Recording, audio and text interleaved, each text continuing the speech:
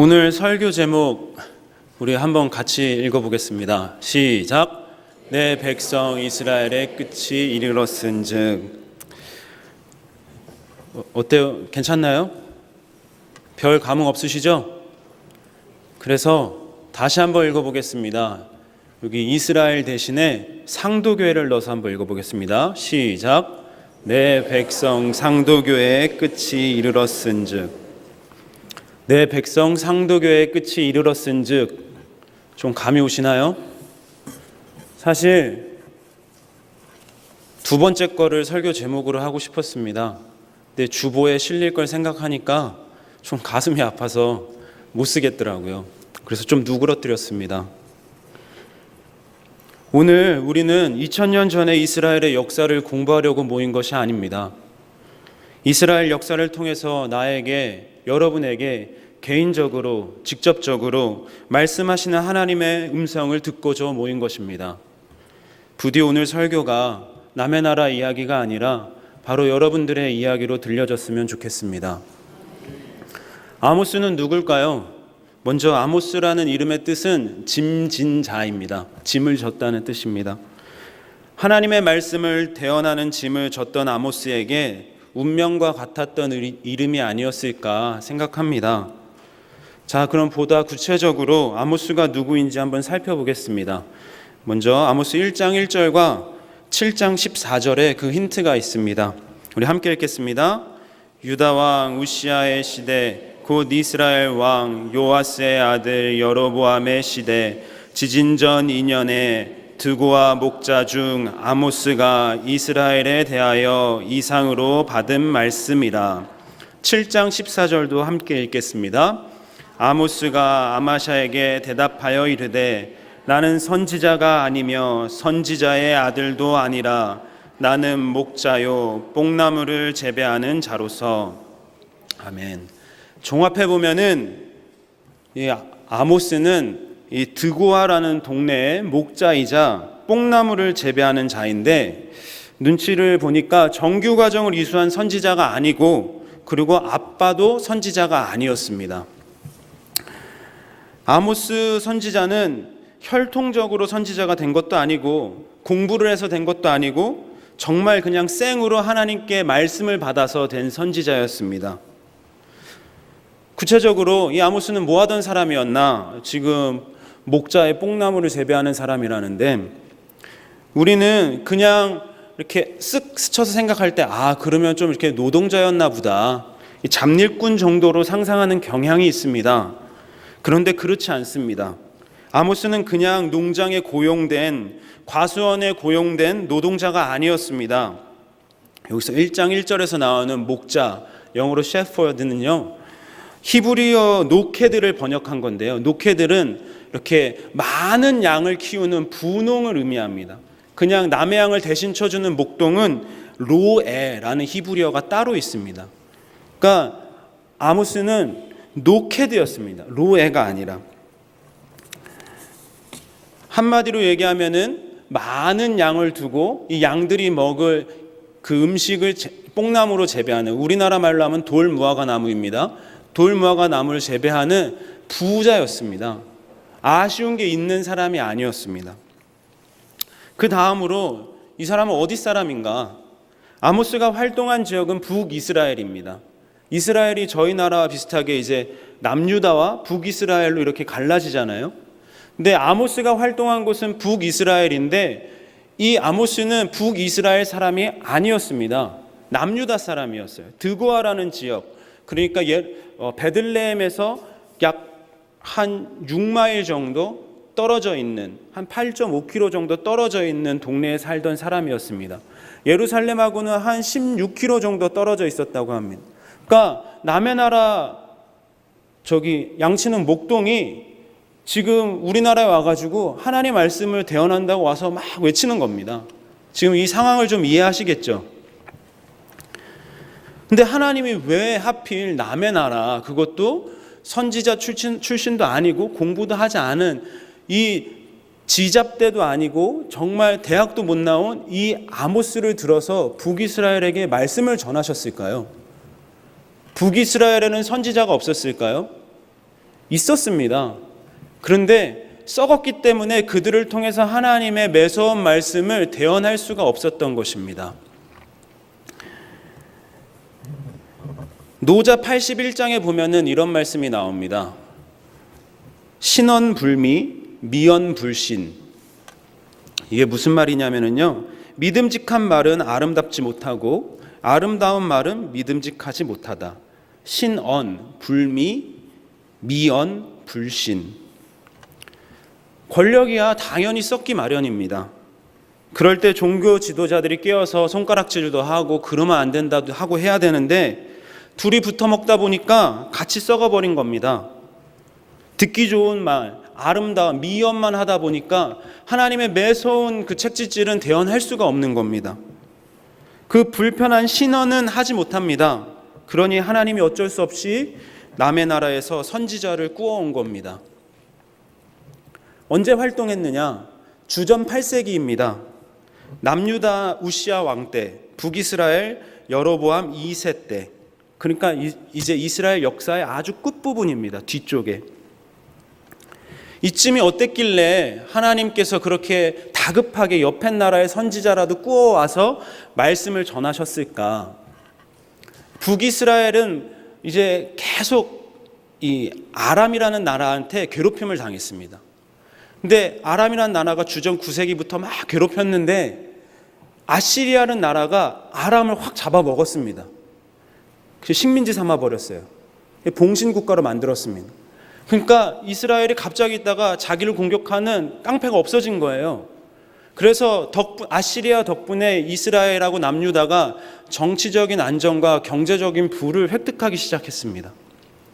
그래서 이제 이스라엘이 포도주도 갖다 팔고 곡식도 갖다 팔고 하면서 무역을 활발하게 해가지고 점점 부자가 됐고 정치적으로도 안정이 되고 군사적으로 안정이 되니까 이제 솔로몬 왕 때 큰 영토를 확보했다가 여기 조금 저기 조금 뺏겼는데 그 영토를 회복하기 시작했습니다.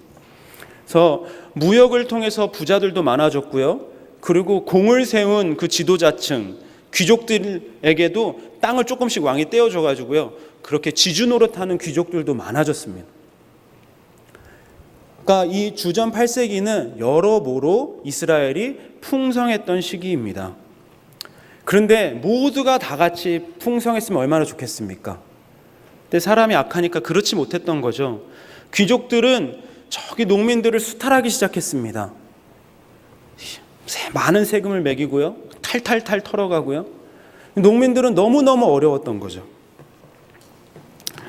이러한 실정을 이 양을 치고 나무를 길렀던 아모스는 누구보다도 잘 알고 있었습니다. 하지만 그 아모스, 부자 아모스는 자신의 안일하고 평온한 삶에 안주하지 않았습니다. 하나님의 부르심에 순종했습니다. 가난한 농민의 대변자로 나서서 문제가 극심한 북왕국으로 올라가 예언 활동을 하였습니다. 이 점이 참 아모스의 위대한 점이라고 할 수 있습니다.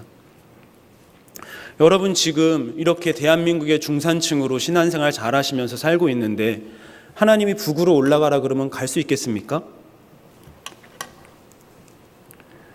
그를 반겨줄 북이스라엘 사람들은 아무도 없었습니다.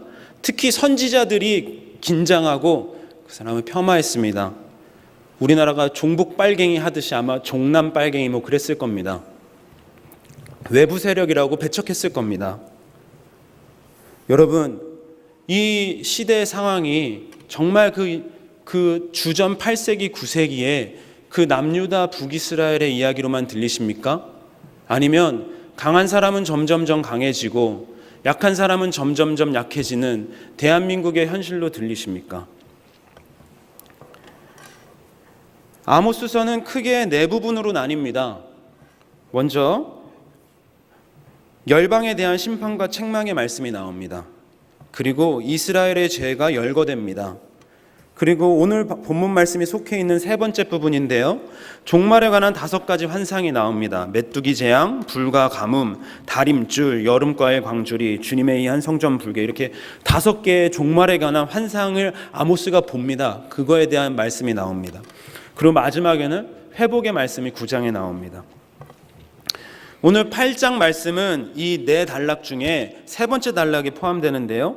그리고 오늘 이 여름 꽝줄이 환상은 5개의 환상 중에 4번째 환상에 속합니다. 여름 꽝줄이는 무엇을 의미합니까? 그냥 막연히 생각했을 때는 뭔가 풍성하고 좋은 건가 보다. 이 광주리에 막 바나나 같은 거 막 가득 담겨 있고. 그런데 그게 아니더라고요. 이 2가지 의미가 있습니다. 첫 번째는 무르익을 대로 무르익은 여름 과일, 이제 썩을 일만 남았다는 겁니다. 이스라엘도 마찬가지입니다. 썩을 이스라엘.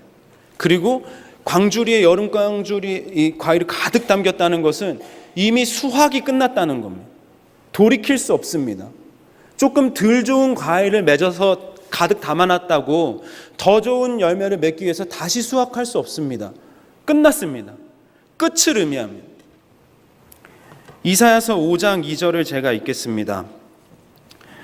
땅을 파서 돌을 제하고 극상품 포도나무를 심었도다. 그 중에 망대를 세웠고 또 그 안에 술틀을 팠도다. 좋은 포도 맺기를 바랐더니 들포도를 맺었도다.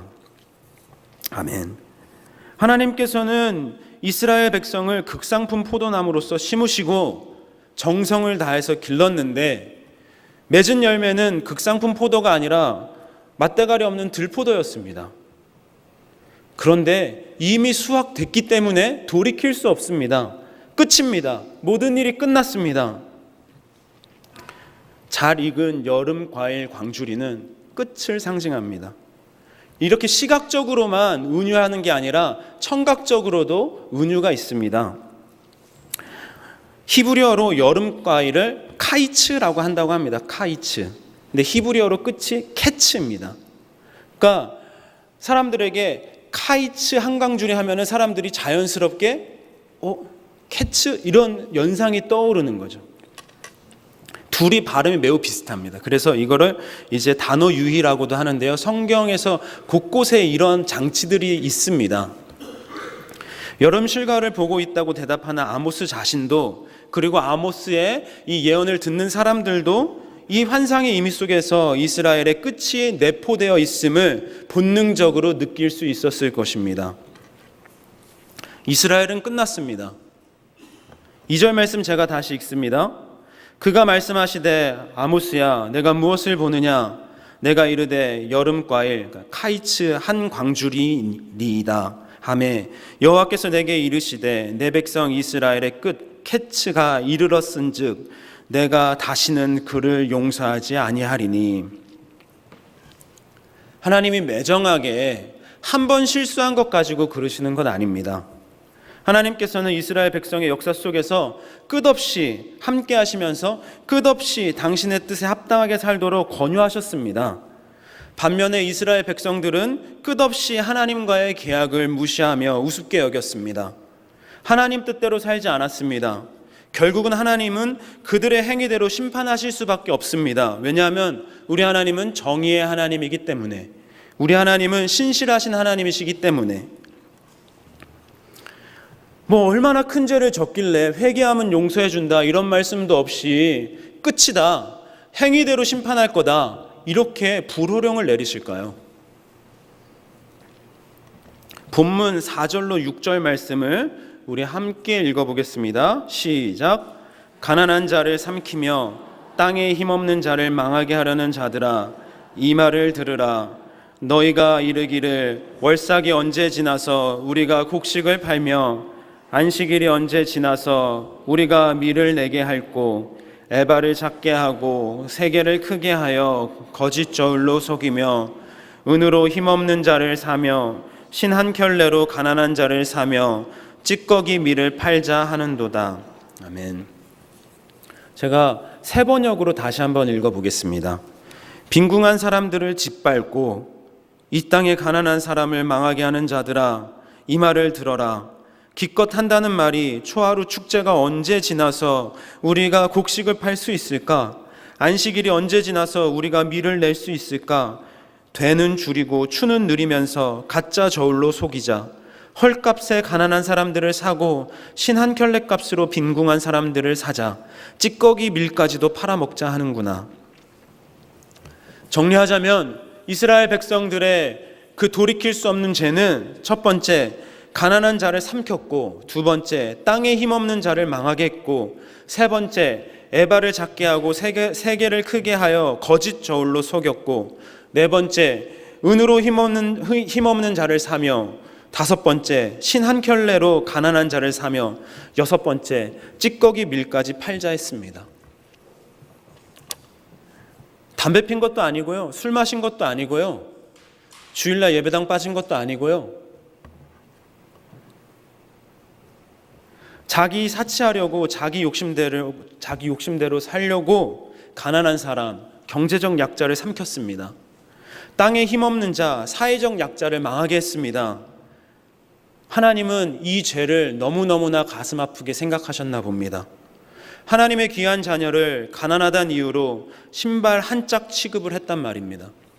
자신의 부를 위해서 정직하지 않게 사업을 했단 말입니다. 이 말씀은 누구한테 하는 말씀입니까? 주일에 교회는 멀쩡하게 차려입고 와서 예배도 잘 드리고 대표 기도도 잘하지만 말도 품위 있게 하지만 직장에서 직원들 월급은 제때 안 주는 교인한테 하는 말입니다. 주보에 이름이 나는 헌금은 잘도 하면서 가진 방법으로 탈세하는 교인한테 하는 말입니다. 자기 새끼만 입에 좋은 건 넣어줄 줄 알고 남의 새끼는 굶어 죽을 땐 조금 기부하는 걸로 퉁치려는 교인한테 하는 말입니다. 성경에서 가르치고 도전하는 모든 가치와 아름다움보다 돈을 더 중요하게 여기는 교인한테 하는 말입니다.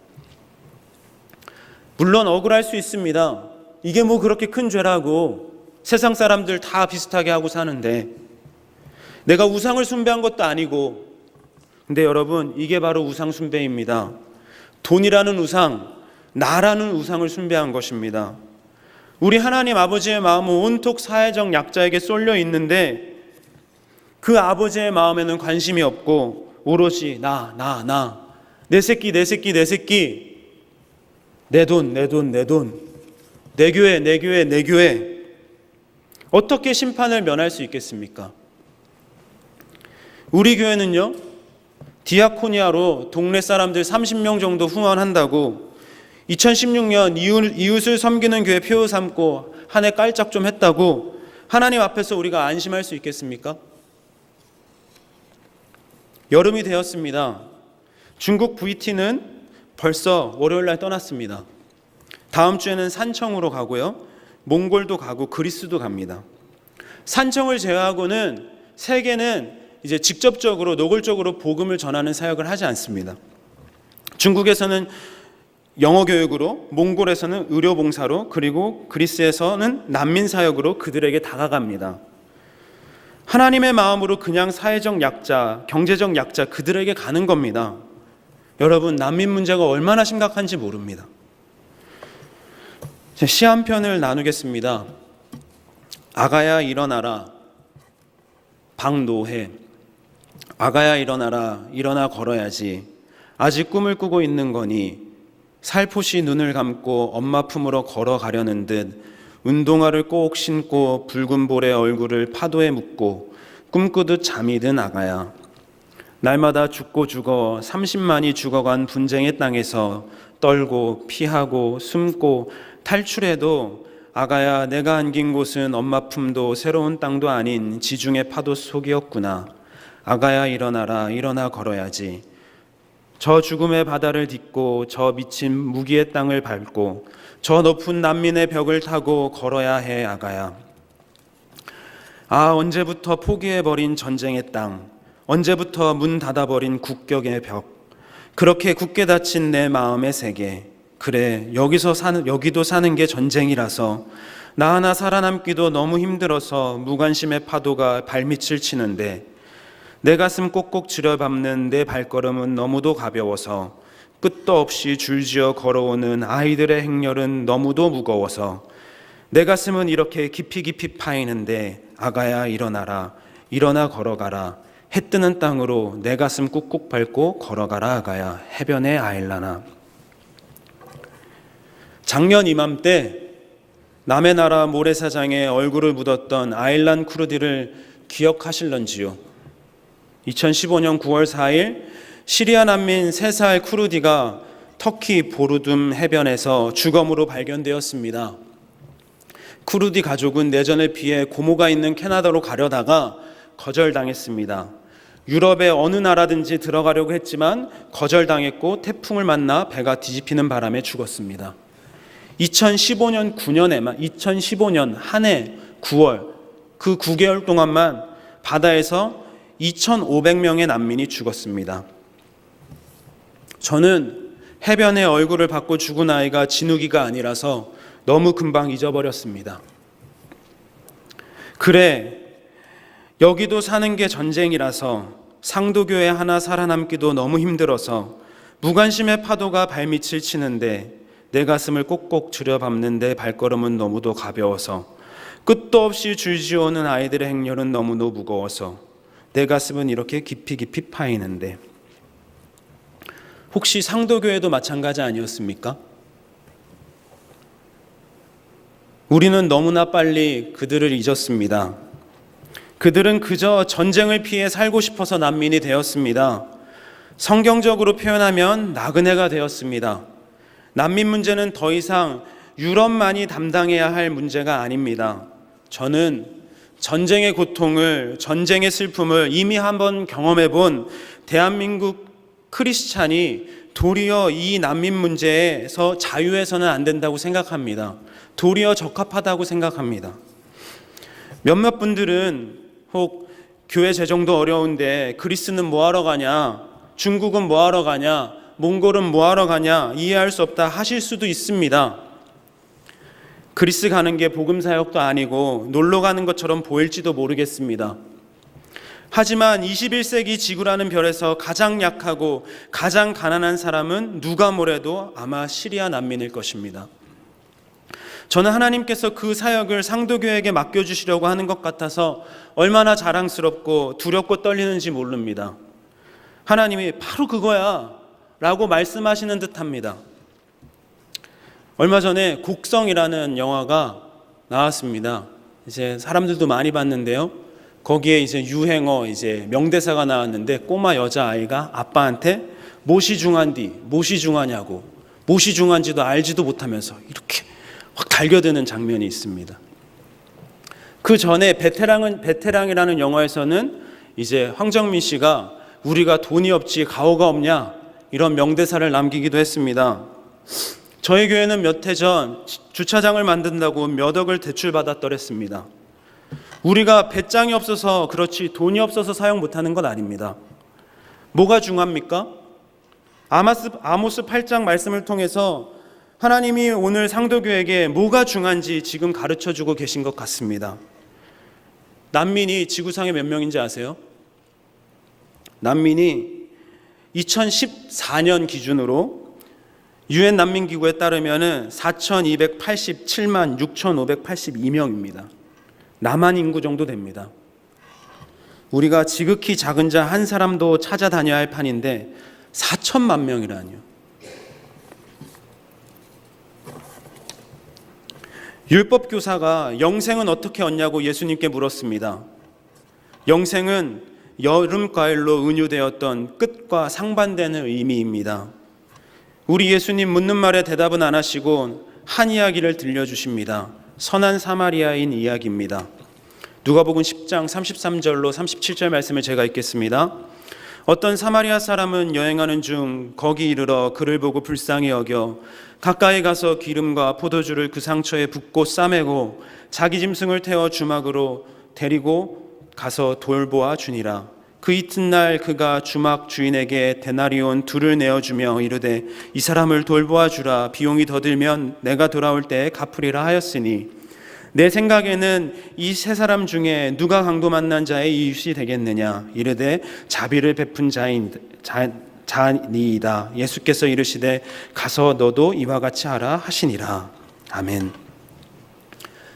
그냥 적당히 손해보고 그리고 이 안전한 범위 내에서 도와준 것 아닙니다. 먼저는 자기 스케줄을 희생했죠. 가던 길을 멈춰서고 그 사람을 도와줬습니다. 일당이 날아갔을지도 모릅니다. 그리고 기름하고 포도주를 부어서 상처를 돌보았습니다. 뭐 지금 마트 가면 얼마씩 하나요? 뭐 기름 10,000원, 포도주 10,000원쯤 하겠죠? 자기 차에 태웠습니다. 시트가 다 망가졌겠죠. 기름하고 포도주하고 피하고. 실내 청소하면 한 10만 원 정도 듭니다. 모텔비 한 5만 원 정도 듭니다. 그리고 2데나리온 더 줬습니다. 일당 7만 원씩 계산하면 14만 원입니다. 이것만 해도 좋기 30만 원입니다. 여러분, 길가에 쓰러져 있는 어느 한 사람 때문에 30만 원 쓸 수 있습니까? 학자들은 사마리아 사람의 한 일, 이것을 급진적 자비의 행위라고 표현합니다. 급진적 자비의 행위. 그러고 보니 비슷한 이야기를 우리는 잘 알고 있습니다. 바로 예수님께서 이 땅으로 가까이 오셔서 자기 피를 흘려 우리의 상처를 싸매 주시지 않았습니까? 그렇게 죄인의 친구가 되어 주시지 않으셨습니까? 저기 멀리서 야, 나음 받아라 하셨어도 아마 나았을 겁니다. 근데 우리 예수님은 자기의 일정을 모두 포기하시고 자기의 지위를 모두 포기하시고 이 땅으로 가까이 내려오셔서 우리의 상처를 싸매 주셨습니다. 얼마나 많은 것을 희생하고 버렸는지 모릅니다. 신의 지위까지도 포기하셨습니다. 그런데 그런 급진적 은혜를 우리가 받았는데 어떻게 적당히 안전하게만 사역할 수 있습니까? 우리가 내 백성 상도교의 끝이 이르렀은즉 이 말씀을 들을 수는 없습니다. 주님이 우리에게 부탁하신 일은 그냥 입으로 복음을 전하라 정도가 아닙니다. 천사도 흠모하는 일, 그 일은 바로 사마리아인이 강도 만난 사람에게 보여준, 그리고 우리 예수님이 죄인된 여러분에게 보여주신 급진적 자비의 행위입니다. 자기가 손해보면서까지 무리해 가며 약자의 편에 서는 것입니다. 여러분들은 여기 살 집 있으시죠? 죽으셔도 살 집 있으시죠? 그쵸? 저도 죽어서 살 큰 집이 있습니다. 그런데 시리아 난민들 대부분 이슬람교인 거 아시죠? 그건 무엇을 의미하냐? 이 땅에서도 살 집이 없고 죽어서도 살 집이 없다는 것을 뜻합니다. 죽어서도 난민이라는 뜻입니다. 얼마나 불쌍합니까? 하나님께서 상도교회에 큰 은혜를 주셔서 예수님이 우리에게 그러셨던 것처럼 우리도 그들에게 급진적으로 다가가 예수의 급진적 자비의 행위를 모방할 수 있게 하시길 간절히 소망합니다.